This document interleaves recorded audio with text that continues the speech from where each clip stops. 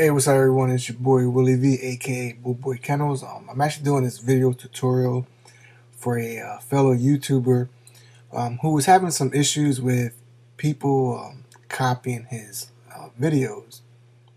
Now, I know there's a thin line with copying videos now. Videos can be replicated. I mean, well, at least I think it's totally fine. So long as that they're not taking your actual video and calling it theirs. So again, like I said, that's a thin line, but that's not what this video is for. This video is actually to show how to use a watermark in your videos. Now, I've done a video before called Watermark Videos in QuickTime Pro with Photoshop CS3 using an image as a movie file. But in this situation, we're going to do this as a transparent image, and you can use pretty much any photo editor for this. Now, typically my movies are 1920 by 1200 because I do them as a full screen capture. So, since I've opened up a new file here, I'll set my width as 1920 and I'll make my height 1200. I'll leave the resolution at 72, keep the background as transparent, and I'll click OK. Now I have a a transparent canvas. So what we want to do is we want to come over to the Tool tab, and we'll click on Tool, and we'll just type in something. I'll just type in my name. Alright, now let me grab the move cursor, the move tool, and place this approximately where I want it to be. Once I have it placed there, we'll control click on the palettes bar over here where the name is at. Select blend options or blended options, and we're going to give this a color overlay. And I'm going to choose a blue color. No specific color, but a blue color nonetheless. Alright, and I'm going to give it a stroke. That's at 3 pixels.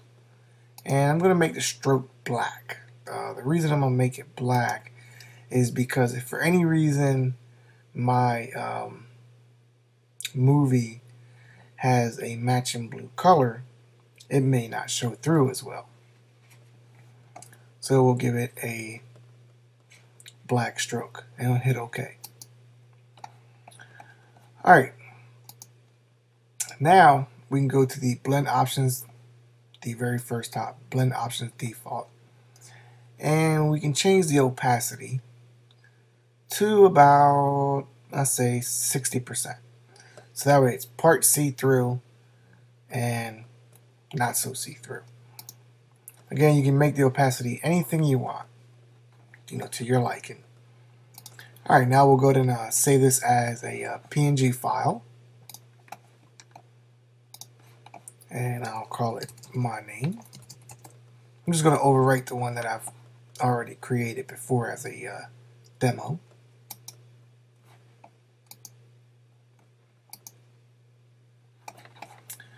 Alright, I'll go ahead and quit out of Photoshop. I don't want to save a PSD file, so that's perfectly fine. Now, what we want to do is, I have a test movie here that I did in iShowU. So we'll go ahead and open that up with QuickTime, because it is a QuickTime movie. Bring this here to the center. And what you want to do is, you'll see these little tabs, left and right tabs. Grab the right tab, slide it all the way over, because we want to mark the entire movie. Alright, now we want to go ahead and find our watermark that we just created. So we're going to go ahead and open a file, and I'll go ahead and locate that.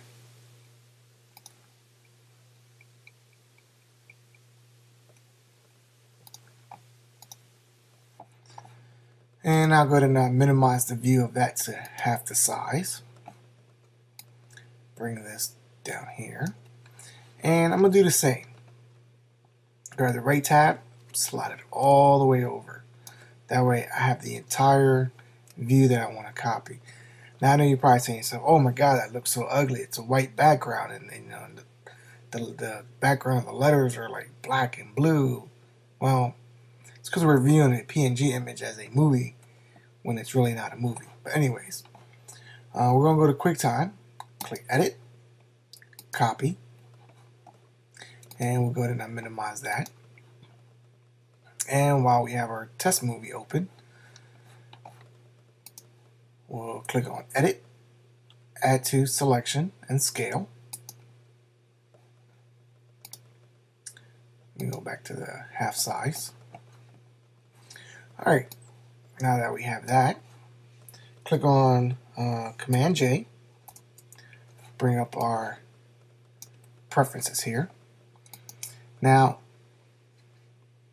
our main movie here is 960 by 540. That's the main movie. Now, the PNG image that we're trying to overlay as a watermark is 1920 by 1200. It's not a problem. What you'll do is uncheck Preserve Aspect Ratio, and we'll make this 960 by 600.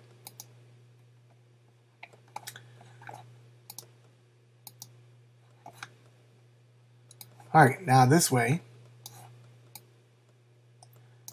our image is fully engulfed now. But what we need to do is one more step. We need to select the transparency drop-down menu. And since we're working with a white background on our PNG image, we want to select pre-multiplied white alpha. And that way it puts in our watermark.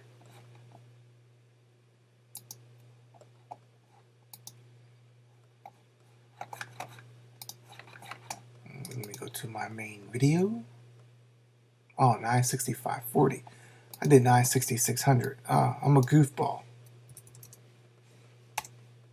Sorry about that. That's why you always double check your work. Make sure it's correct. Now, as you can see, my video is watermarked, and the PNG image has a 60%, well, 40% transparency, so you can still see through the video itself. Now we can go ahead and now play this.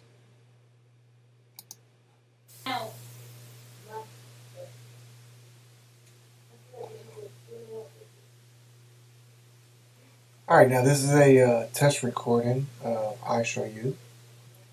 Now the settings I'm using medium.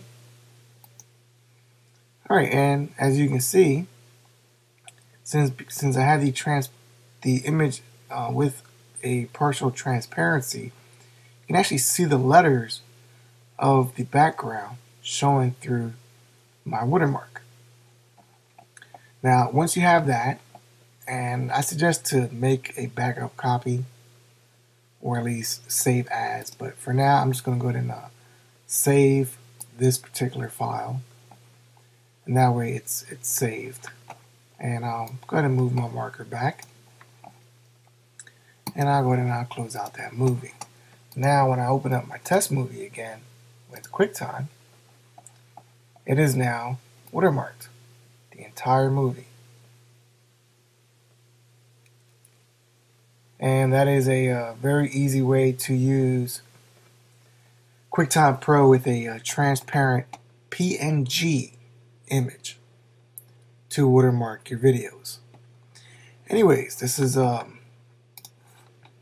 Willie V, aka Boo Boy Kennels of iTechster.com, and hope you enjoyed this tip.